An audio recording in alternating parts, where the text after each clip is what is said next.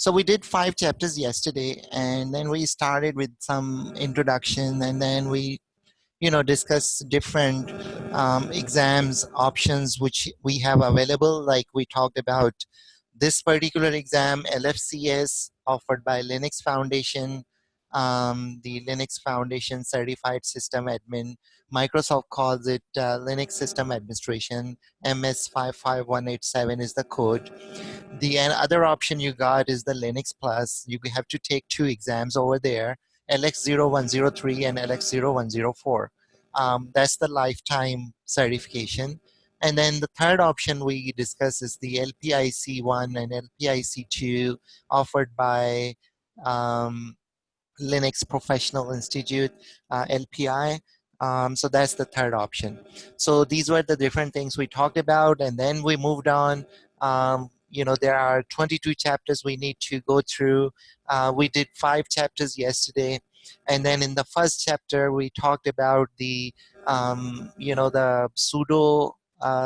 The option we're using is basically, rather than assigning a root privilege to an ordinary user, we giving him or her as sudo access. So in this way we don't have to share the root password with the with the person and with the user, and in the same time we can give him or her a higher privilege, kind of access to, so that he or she can do a lot of administrative things. For example, we just, you want to change the attributes, you want to play with the parameters.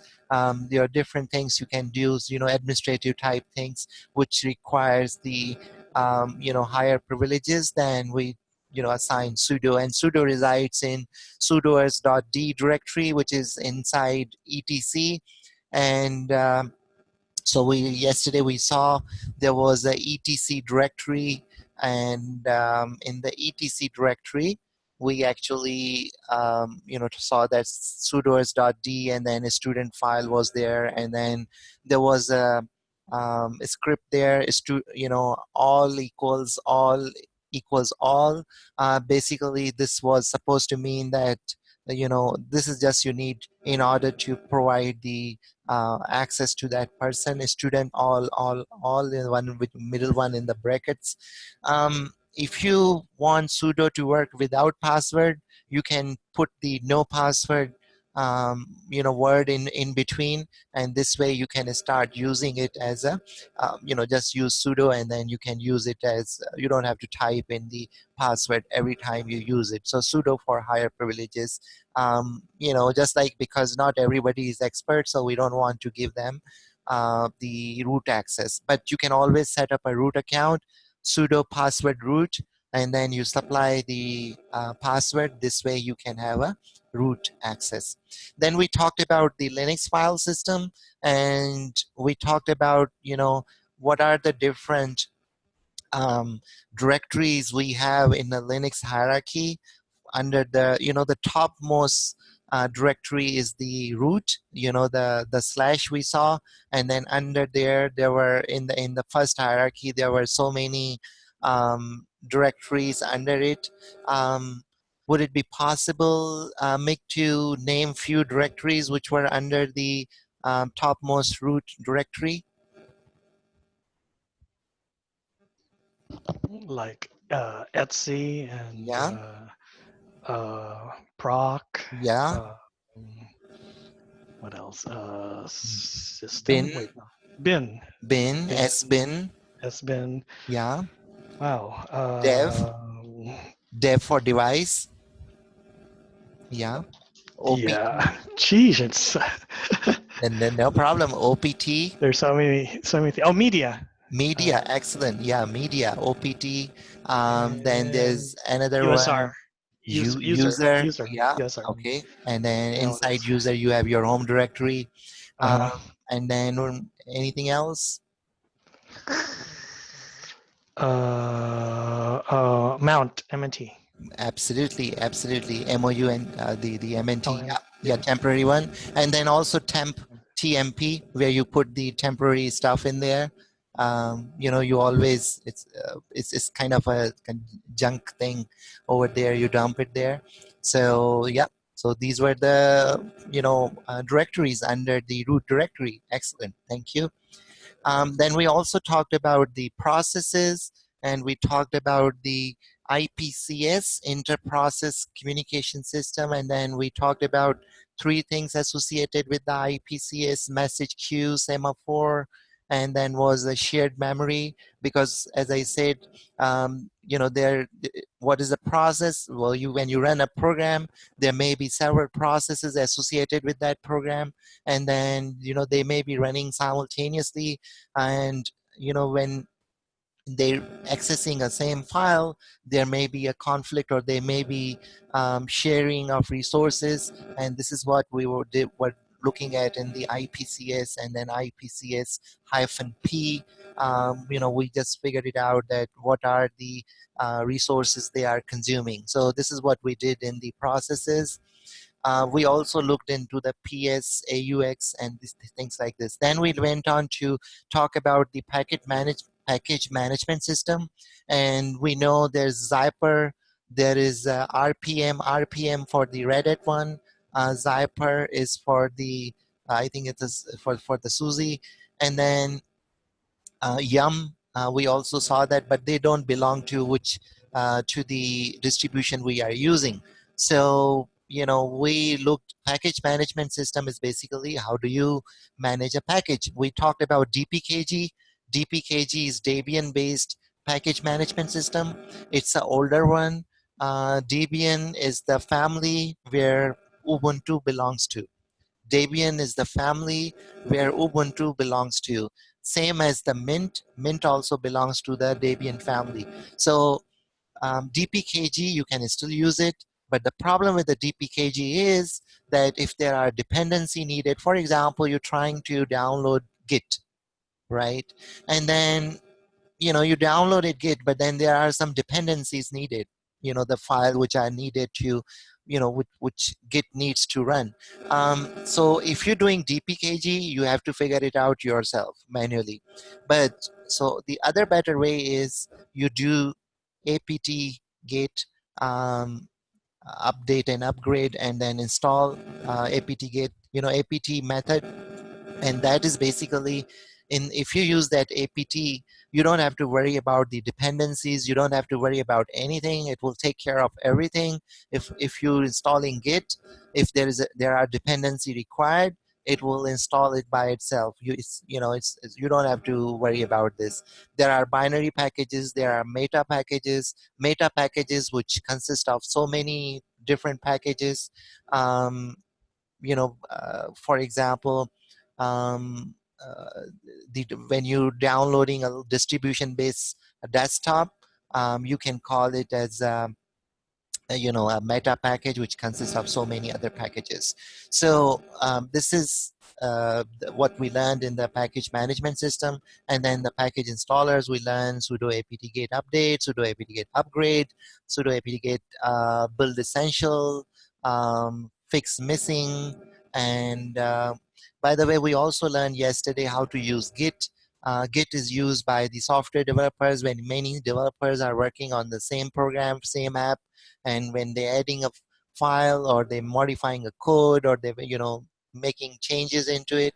So how do they know? How do the other person know there's a change? So Git can give you information that what it has been changed.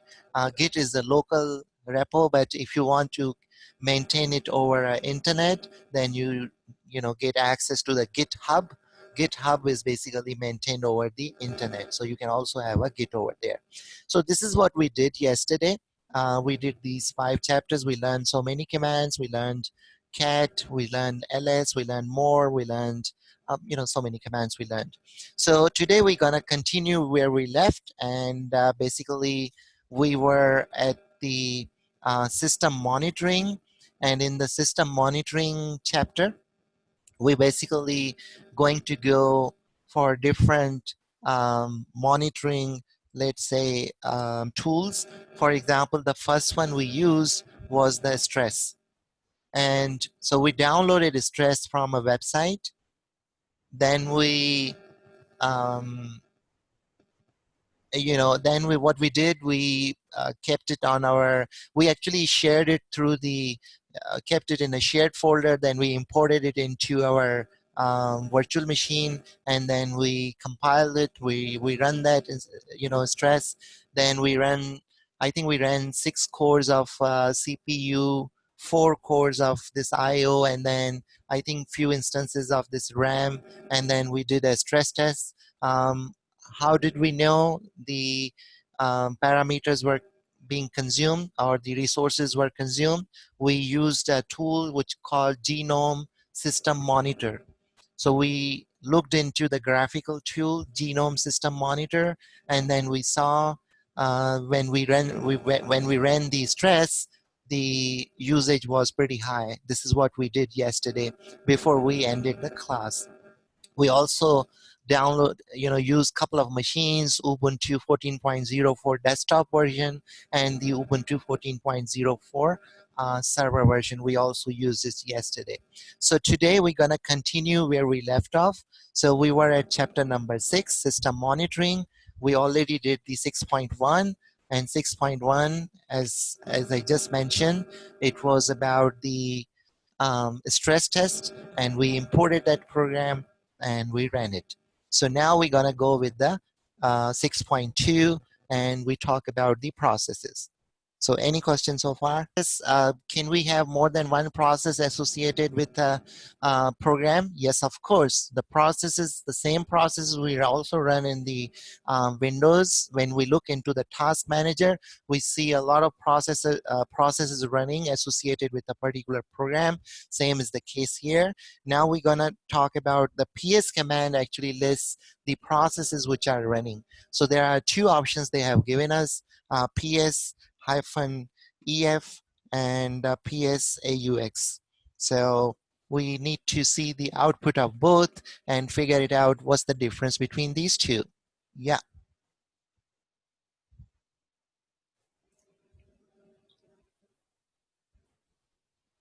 The one with the -EF and then the other one with the AUX. Yep.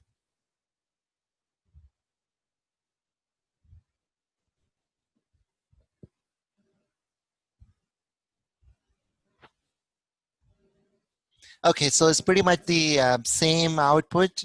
Basically, the one command belongs to BSD, which was the first ever, one of the commercial versions of Unix that came from there. And the other, command comes from the POSIX, which is basically standardized by IEEE, but there's no difference. So the answer to question number 1 is there's no difference. It's essentially the same. They both work. If we want to find out more about what this, these E and F means, we can always use a man command, right?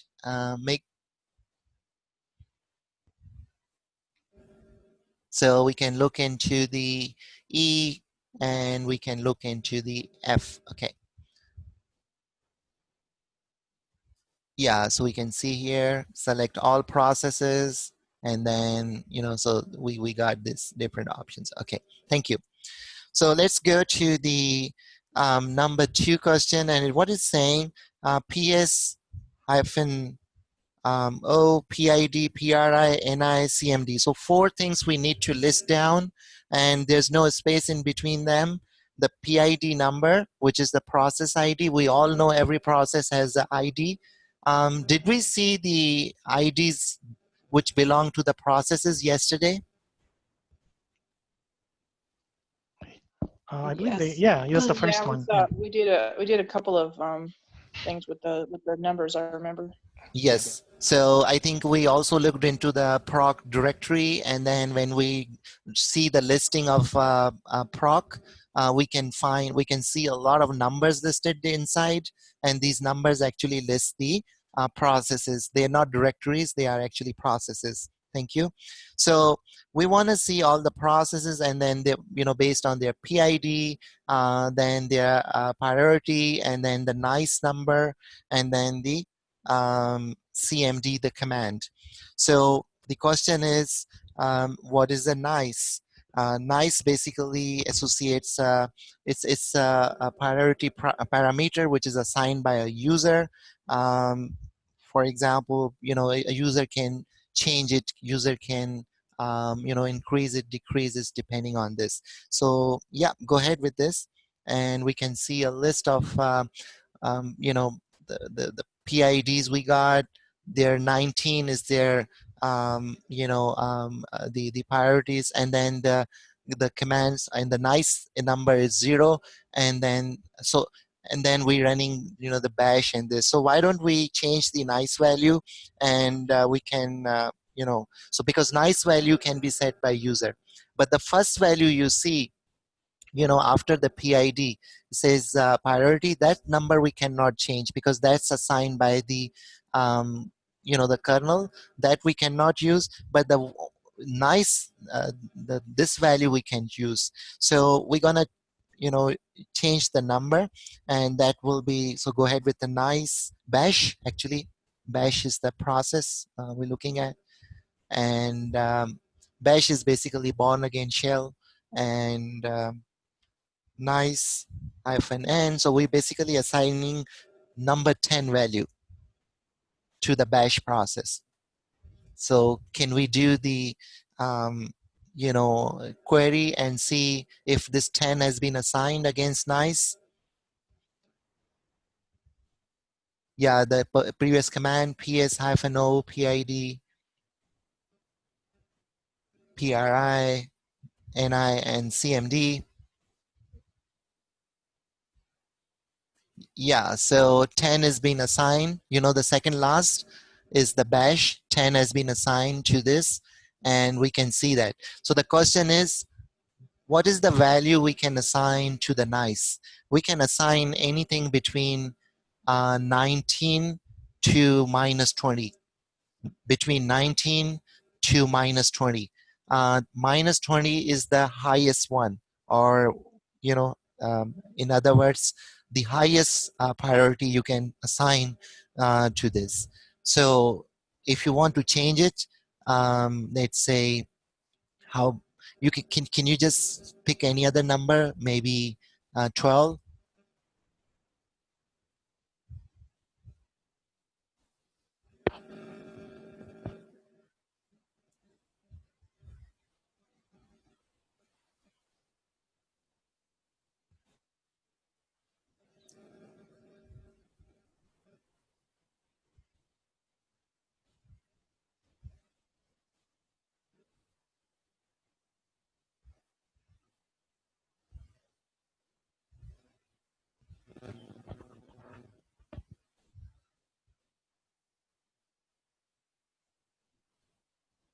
Okay, so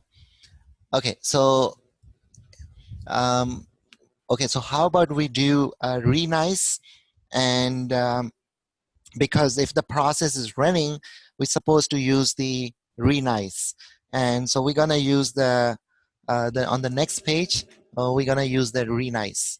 So number 4 we're looking at,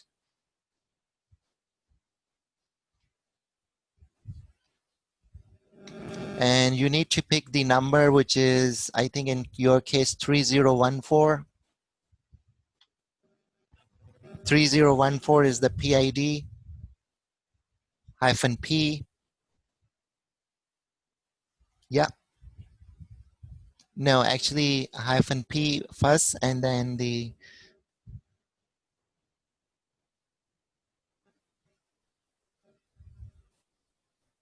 no, sorry, can you type it again?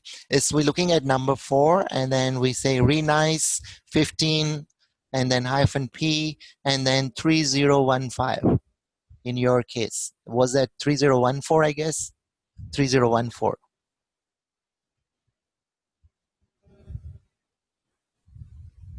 Oh, I see 3604 and 3614. Oh yeah, sorry, 3614. I'm sorry. It's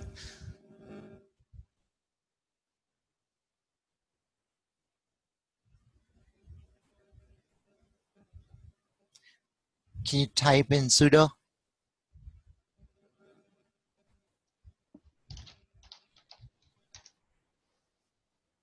No. I mean, the same. Oh, assign it Yeah. for the renice. Okay. Yeah. Before renice command sudo.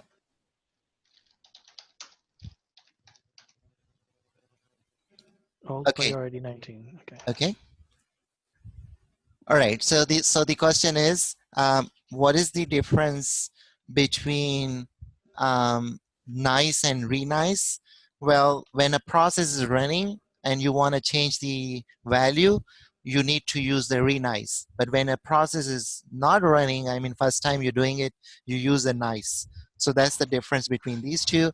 The numbers vary between 19 to minus 20. Minus 20 is the highest one, the topmost priority. That's the minus 20. So now we know how to use. So basically, what is the purpose of this? We actually can increase or decrease the the priority of the process through the nice value. Thank you. Is there a reason why the range is negative? Kind of Yeah, weird. So well, it's comes from the it comes from the Unix days, 1980s, and to be very honest, they had a different totally perceptions back then than now. But this is coming actually from that time. So because the same commands and same these things. No, I don't know exactly why they went to the minus 20 and then 19, but okay. no, yeah, but then this is how uh, they their range is Okay. yeah, minus 20 to 19. Thank you. So then we can run a top, which is basically a continuous will give us output, and we can see what is going on. So yeah, so it's continuously, it will be moving on, it will telling us the all these numbers we were talking about, the nice value, the the PID number, and then the associated command and the priorities. So it's going to continue. So you can see the flow of for all the processes you have associated. So you can stop it by just pressing Q. So you can, okay, that's fine.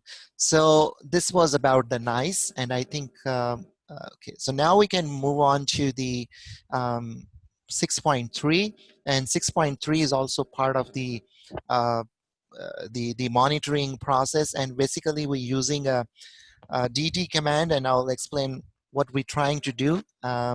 So first we use why we use a dd command? We use dd command for conversion or sometimes copying file. Very simple. If you want to copy a file or you want to convert a file, you can use a dd command. So we go for the dd, and then if equals Dave urandom. This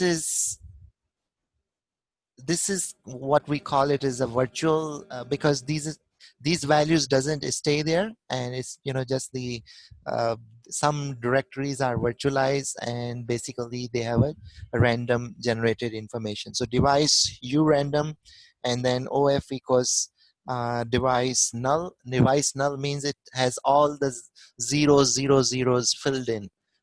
There's no actual data, it's just the test data, and everything is filled by 00000.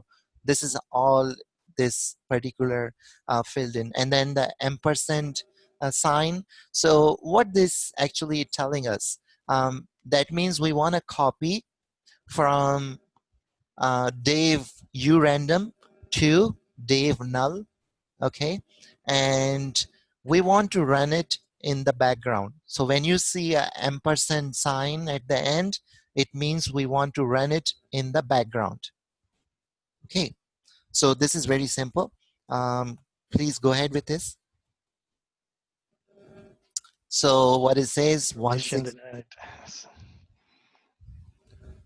Failed to open dev null. Permission denied. Okay, Do I need to sudo? dd failed to open. It's a double L, null. Oh. Yeah. Okay.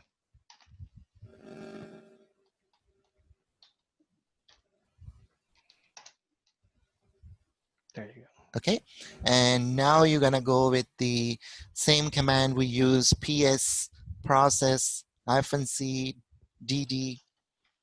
So we want to see the stats of this PID command stat. Okay, so what is say PID command? Just give me 1 second. Dave stat, and in the end, it says R and N. Does it say? What does it say? Is it R and N? R and N, yeah. Okay, so you know this is actually pointing it to this. There are 4 things you can see here at the end. For example, the stat. We already used this command before. Instead of DT, I think we used the bash one earlier. But then the only thing new is the stat, and we interested in what is the stat. And here the stat is giving us R and N. Now there can be 4 different, stats you can see. If you see a R, that means it's still running. If you see a S, that means it's waiting for an event to complete. If you see a N, that means it's a low priority. And if you see a T, means it's stopped. So there are 4 possibilities you can see. Right now you're seeing R and N, it's running and it's a low priority. This is what we mean here. So we can go on and then we can, type in FG. So what is FG supposed to mean? FG means now we want to run this in the foreground. Yeah, so at the, so that we can see. Okay, and can you do Control Z?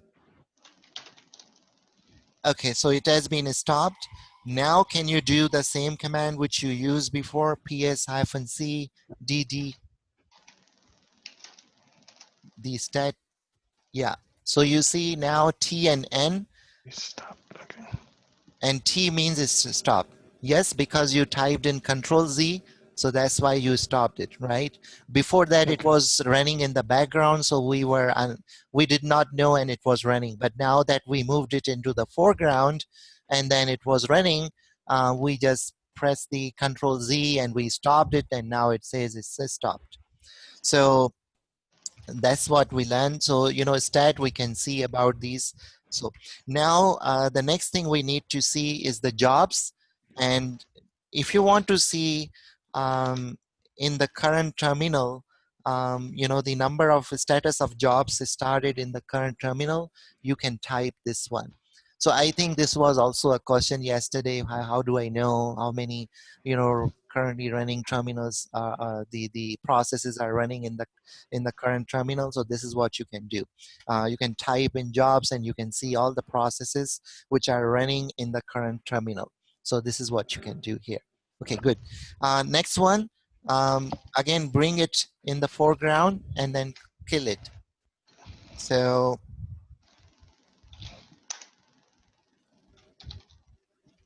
Right.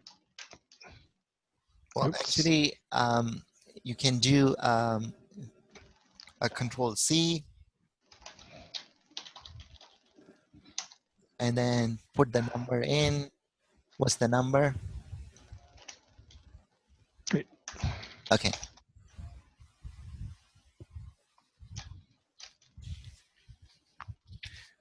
Okay, so now you can move on to the invoking the out of memory. Is basically, you don't have to do anything. Here you want to see the kernel's messages. Yesterday I told you what is a kernel. Kernel is basically a core of the operating system. You also have kernel with the Windows, but you cannot separate it out. In Linux, you can always change your kernel. You can go for a new kernel. You can update your kernel. The kernel is when you boot the machine, is the first thing which gets booted into which gets actually into the memory, and then everything you do related to the system, related to the any resources you want to consume, and everything you do actually that goes through the system. All the system calls and all these things, they also go through this kernel. So now we want to just see the messages, and there will be a D message which we will be running later to see the kernel's messages, basically, which we want to print out. So we can start with the sudo sbin And or before this, can we do one thing? Can we do cat and then proc and then swap on swaps? It's written on actually the first line. Cat, proc, and then swaps. No, Sorry, which what page are we on? the 6.4, if you look into on your system okay, by got it. examining procs.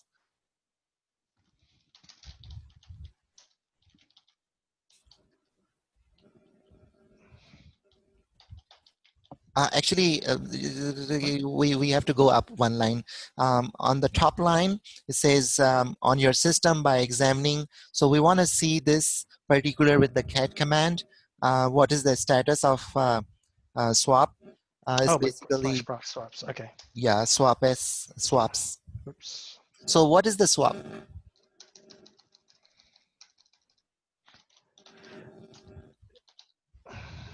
We don't use swap with Windows, but we use it with, okay?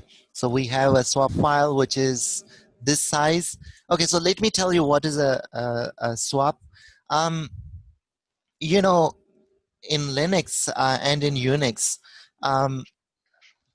basically what happens that just like Windows, we have a RAM, okay? But then we also dedicate a portion of the hard drive partition as a swap partition.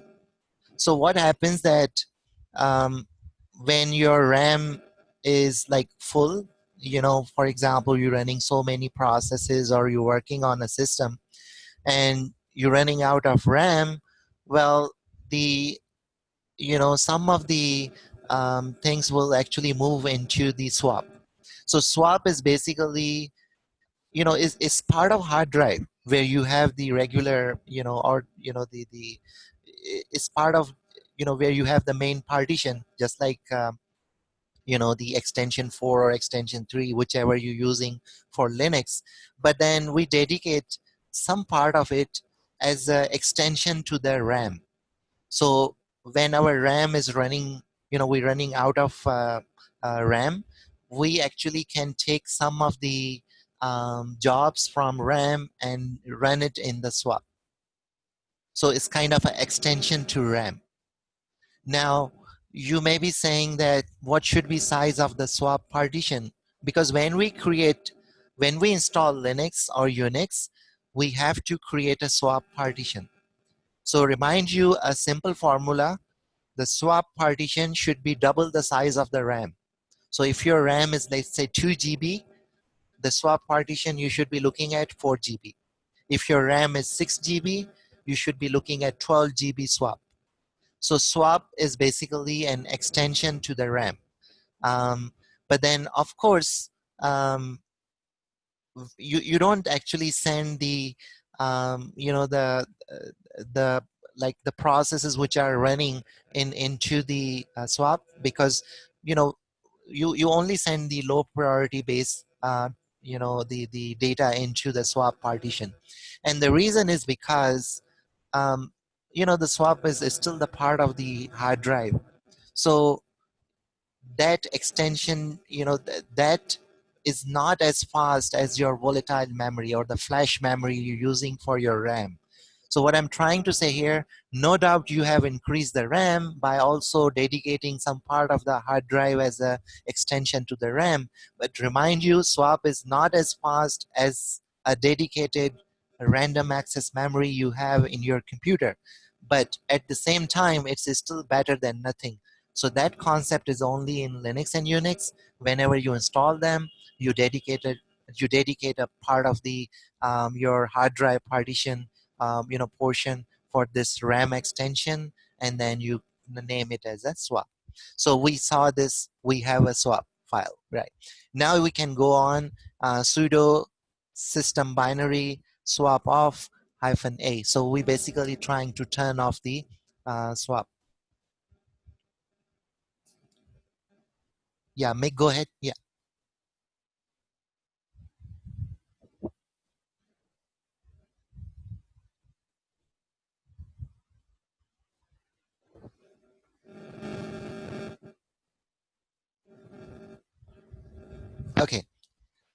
So, and then if you want, you can bring it back on.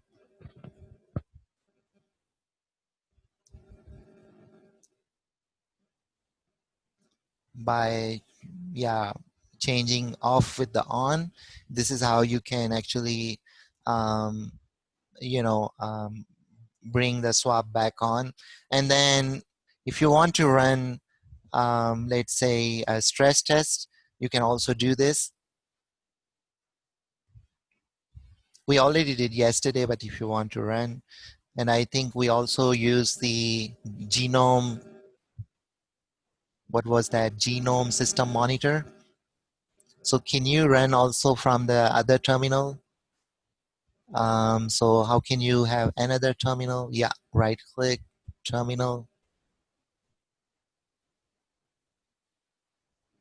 or Alt T if you can type in.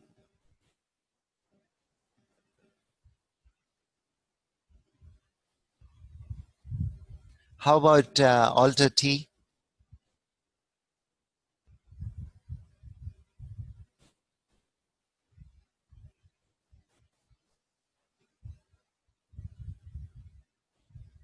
Did you say Alt T? Yeah, nothing happened? Wait. Can you try again? Alt T or Control Alt T maybe? Must be one of those. Oh, there you Yeah, go. Control so Alt T. Control Alt T. Okay, good, thank you. So in one, you can just run the genome system monitor. The new one, you can run the genome system monitor. Yeah, dash system dash monitor. No space in between. System dash. No space in between. Oh, Gino. Oh, that's right. Yeah. I forgot. You have to use it several times to get used to it. Oh, I also forget. Okay, good. And then now you can do, and then you can switch to the resources in the graphical one. You can click on the resources. Yeah, resources. Yeah, good. And now you can go back to the previous window. You can run a stress. You already running it? Just did Yeah, you did. 10 seconds, but Okay. See any difference? yeah, Yeah. Okay. it's done. Good. Yeah, All right. it's done. Good. And now we can see the dmesg command. So you just type in dmesg. That's gonna give us all the messages from the kernel, and Oh, dmesg. Yeah, so these are all the messages we're receiving from kernel. We don't see that, but when you're running short of the memory and these things, well, kernel is going to send you a lot of these messages because all these things are managed by the kernel. Kernel is the core of the operating system. Kernel is the decision maker. The kernel takes care of everything, takes control of the resources, and everything you do, create a file, run a process, everything goes through all the system calls. The only thing, the kernel, we want to separate it out. That I will tell you at the end of the day when we will be running the containers. And there is something we don't involve the kernel with it, and that's very strange. So now we can close this, and we can now go for the Bonnie. Bonnie is basically Bonnie plus plus is basically a utility you can use to measure the hard drive performance. So we going for the 6.5. We still in the system monitoring chapter. We're using different tools to see how our system is, what are the different when the system is under stress. How can we see the memory? How can we increase or decrease the priority of the process and the RAM and the other resources we looked in.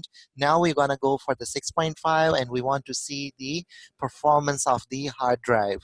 So we're going to use the tool which is called as Bonnie++. So let's go ahead with help. Yeah, good. So how about man and plus plus? Do you see something more than that? Well, yeah, that's the only thing, I guess. Yeah. Yeah, so can you just go a bit? Let me So see. Go up. I'll go up. What is say? Okay, okay. All right. So it's basically a program to test the drive performance, hard drive performance. This is what we uh, know about this. Now let's move to the command, and we want to see how to use this tool. So we're going to go with the time, and then sudo Bonnie plus plus, and then I'll explain you what these numbers means.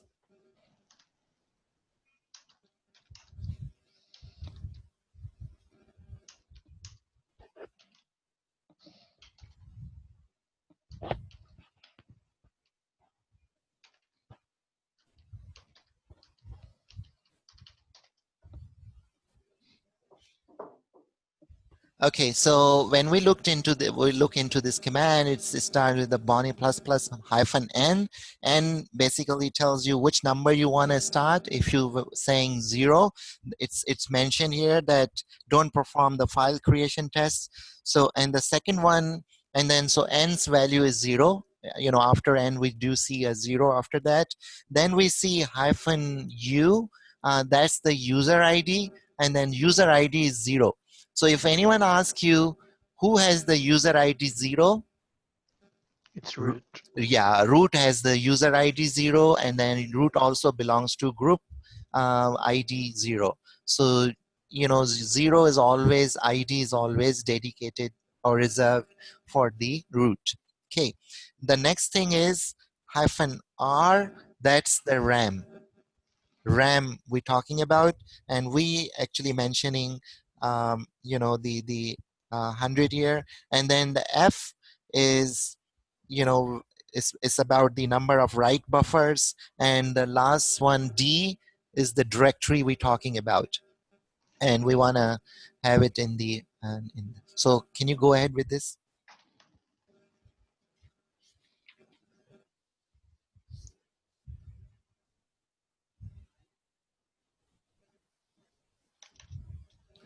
Okay, so pretty good. And now we want to go to the next page, and then there is a command that's on an Ubuntu 14.04 system. You can also do this. So how about you type in the same command, but then in the end, you space, and then, what do we write for the overwrite? If I want to overwrite, space, yeah, space. And then what's the symbol I use for the overwrite? The Greater than? yeah, greater, yeah, greater. And then space. Is this a single space between M and T and the greater, or is it 2 space I'm seeing? 2 spaces. Just Is there keep just one? it 1. Yeah, just 1. Oh. And then you do, we want to mention a file name. So space, and then you say, let's say, Bonnie plus plus dot out. We want to, yeah. So what is supposed to mean? All the stats of this command should go to, should be written into this file, right? Enter. Okay, so do we see this file? How about if you take a look into this file? It's permission denied. Okay, so how about if you do Wait, time sudo Bonnie plus plus. where am I? I'm on root. No wonder. No, no. Okay.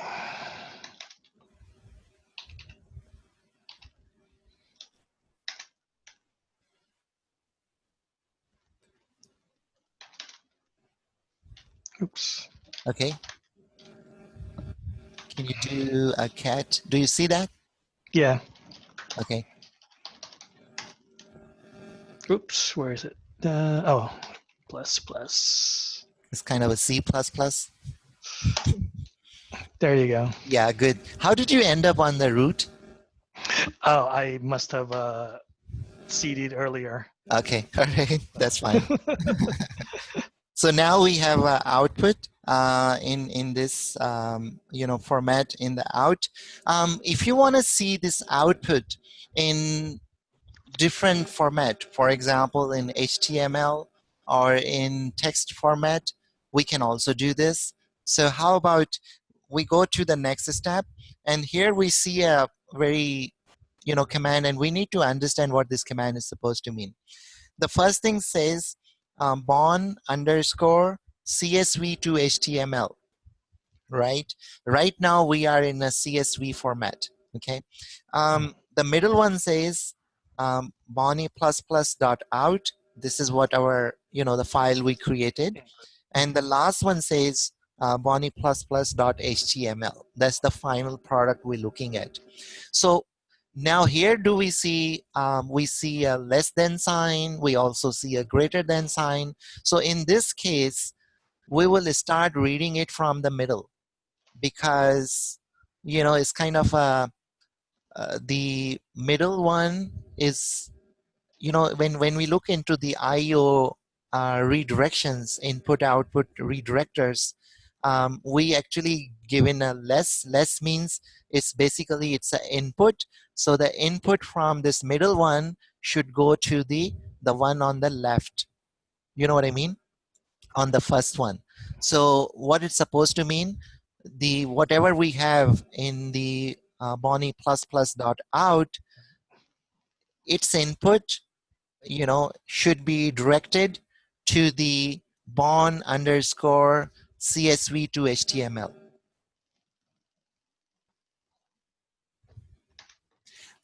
Okay, no problem, Rachel. Yeah, that's fine.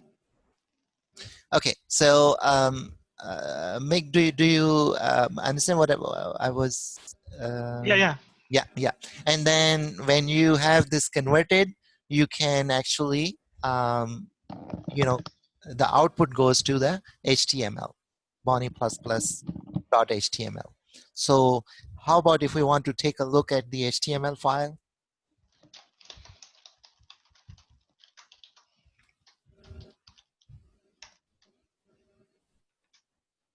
Does it look like a HTML file? Yes, it does. Yes, it does, because you see a lot of tags, and you see the format is pretty, that the HTML format. Yes, it is. So we can move on to the next one. We can do the same thing for the generating a text file.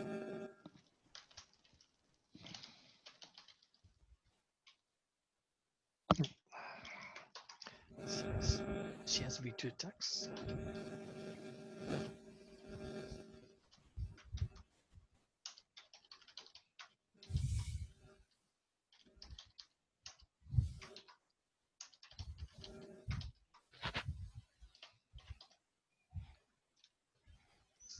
I think I got it. Can't process, why? Did I type it in right? CSV2 text. Bonnie++ that out. Bonnie++ that txt. Get process.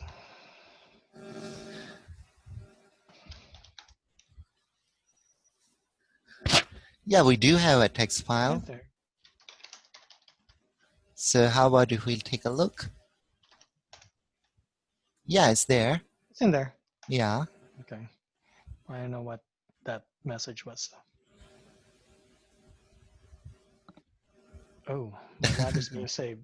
Did I just time out? Yeah, you timed out and saving. Oh. Actually, it was giving you a message to increase the time. But Oh, okay. that's fine. That's fine.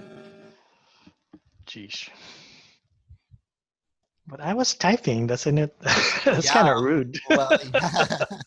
Well, actually, it actually goes on to the timing. It is provided by basically they're running it like a Microsoft, thing. So, Okay. yeah. All right, that looks like it worked. Okay, yeah, that definitely worked, and we got our text file, Output. and we also got our HTML file. Great. By the way, if you want to delete it, what you're going to do, if you want to delete that text file and the HTML file you just created, Remove all the bunnies. I could do that. is it gone? Yeah, they're gone. Good. Okay, good. Okay, so now the next tool we're gonna deal with is the FS Mark, and basically FS Mark is a tool we use to test the synchronous write workloads. For example, if we simultaneously write, do the write operations on a server, for example, email server, you may have lots of write operations at the same time. So how do you know if this server can survive that load? So this is what we use this tool, FS Mark. FS Mark is basically test the I would say write workloads on a server and see if we can able to. So all these things are related to, just like a stress test. Here we're doing a write load test. So write workload test, but then the synchronous one. So we can move on to the next page, and then we can, they have provided a zip file, and just like yesterday, we could have downloaded and imported into the virtual machine and compile it. Just like we did for the stress, we compiled it, we installed it, and then we ran that program. But I think as far as the FS Mark is concerned, we can just directly download a package because it also comes into a package. So we don't really have to download the source code and compile it, run it, and install it, and all these things. We can just directly run the package and get it. So what's the command is here? The command is sudo apt-get install fsmark.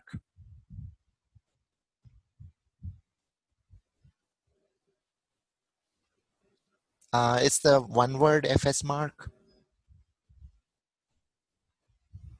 There's no actually underscore in between. Yeah, fsmark is just one word.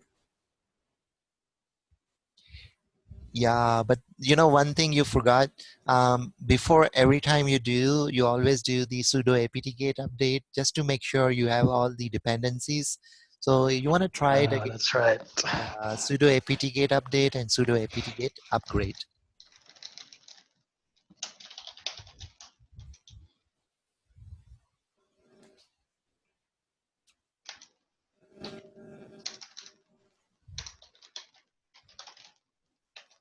Okay, good, Rachel.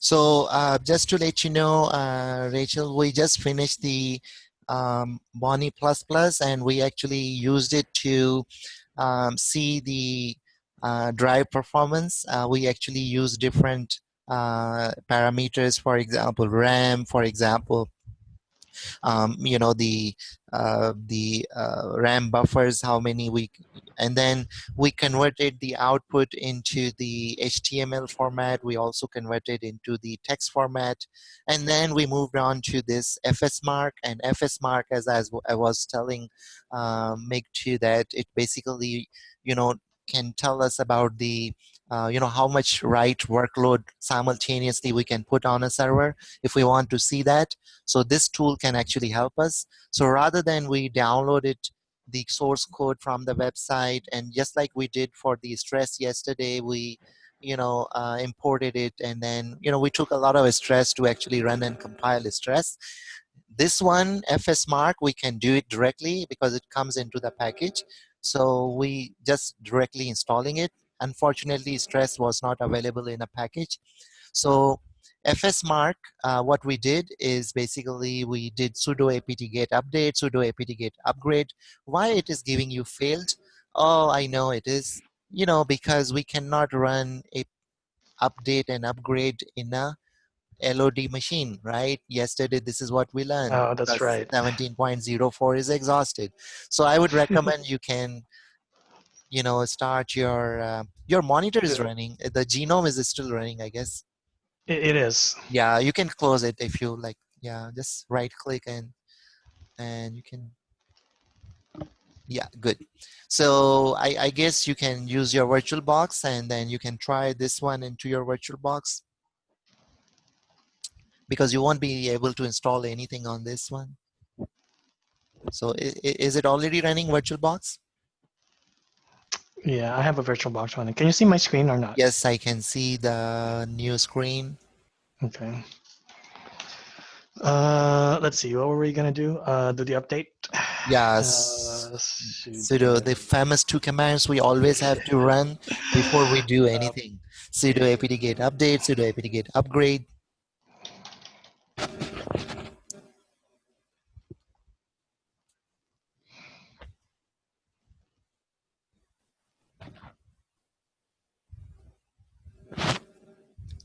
I can see your the blue screen, but I don't see anything inside.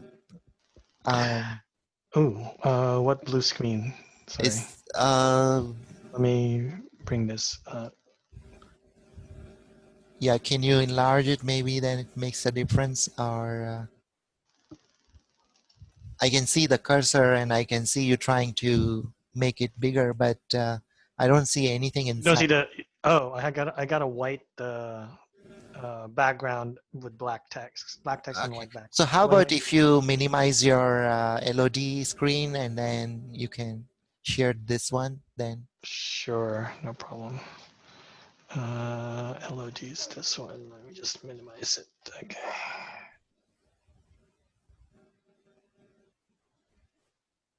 Oh, screen sharing is paused. Sorry. Ah, okay. Oh, let me check my meeting controls. Okay. Oh, I'm just. Oh, sorry. I need to share a different screen. This one. All right. Can you see the VirtualBox Yes, screen? yes, Good. absolutely. Rachel, you can also see that, right? Yes, I can see it. Okay, great. Thank you. So you already ran update and now you're running upgrade, right? Upgrade. Yes.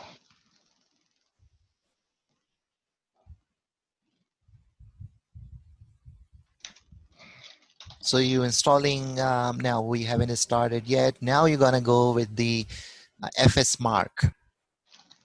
Right. Yeah. Is that good? Yeah. Good. So, All right. Okay, so it's well, installed. It looks like, or it's. I'm not sure whether it's done. yeah, it says newly installed. Well, there's one way you can always make sure you can just type fs. Well, the next command is going to tell us anyway if it is. Generally, we write the name of the package at the $sign and see if it is working. But we're going to use it anyway, so we'll see that. So next command fs mark -d. And the temp is the directory, and the 1000 is the number of files, and then -n, and then 10 kilobyte is the size of each file. 10 to 40.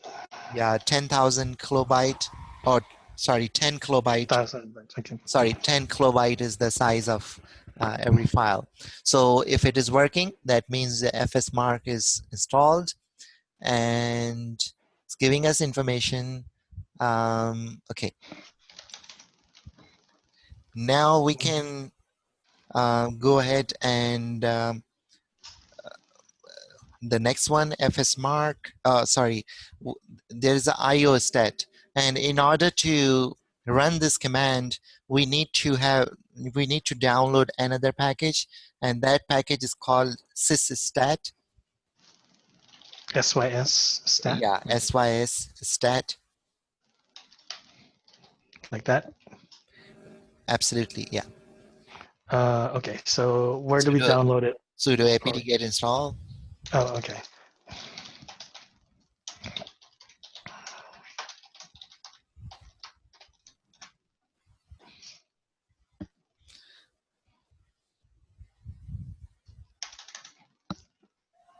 Okay, so now we can run it. Yes. But before that, what exactly we did before? You were doing the benchmark for the file system, right?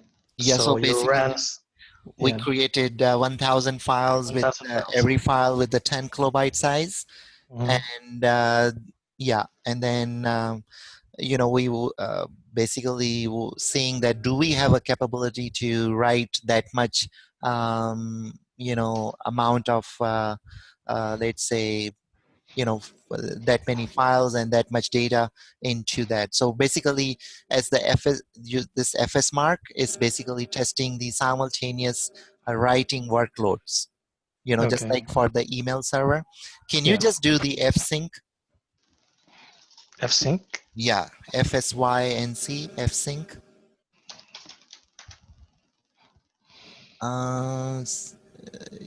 The okay, It's just so no command. yeah, because we Oh, already is it fs sync? yeah. No, it's actually that's fine. Fsync. Yeah. Fsync, okay. Yeah, so you need to install it. You have to Sudo install apt it. get install fs sync.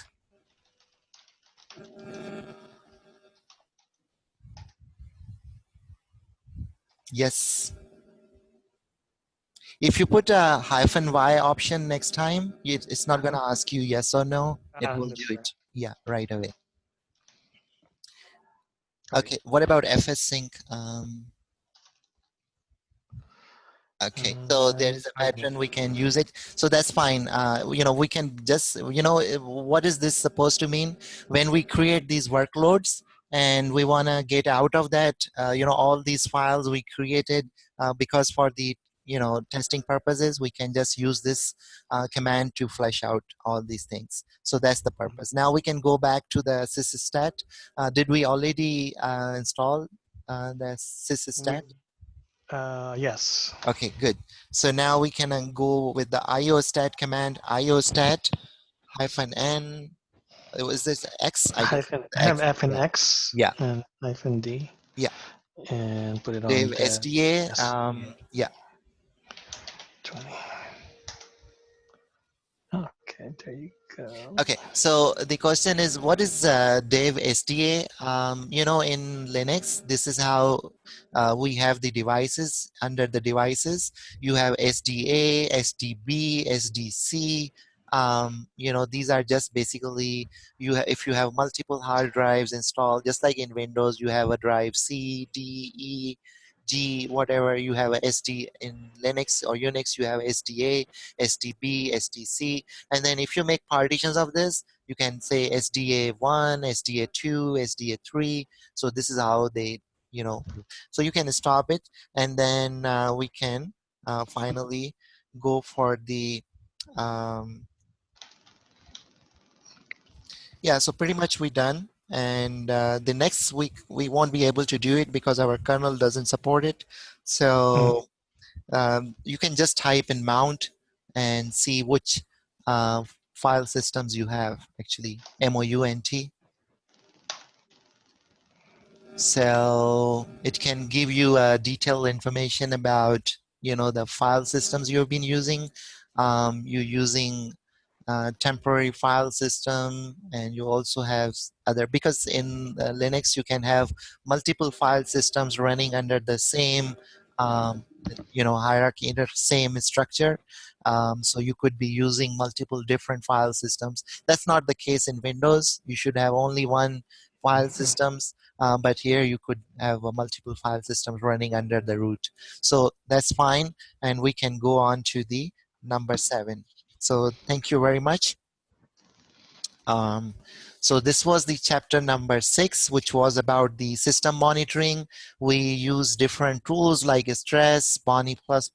We use FSMark to see, the different data when we put the stress or the load on these resources.